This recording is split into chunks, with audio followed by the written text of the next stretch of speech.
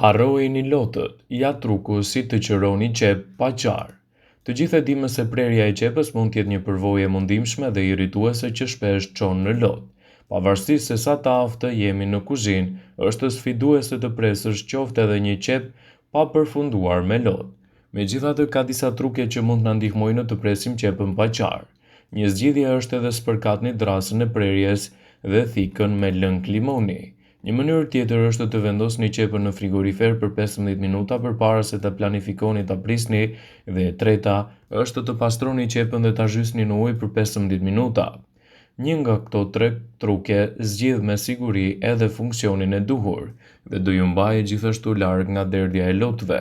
Është një mundësi shumë i mirë për të mbajtur larg edhe derdhjen e lotëve tuaj nga qepa, pasi mundësoj një zgjidhje më të mirë edhe në pastrimin e qepës. Është e rëndësishme që her pas here qepën ta keni pjesë të gatimeve tuaja.